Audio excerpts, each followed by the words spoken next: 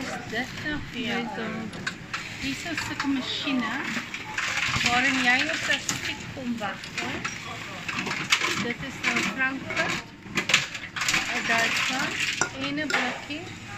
En soos jy in mooi kalkulator doen, jou kalkulator teruggee. Maar hier is 'n baie goeie public role om te recycle.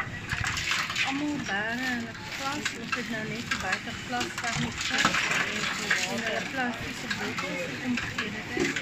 En hier is ons alweer by 4 euro's, wat R80 is. Wat sy daarom, dit maak die moeite werd, maar hulle het meer 'n public role. Wow. Dis nou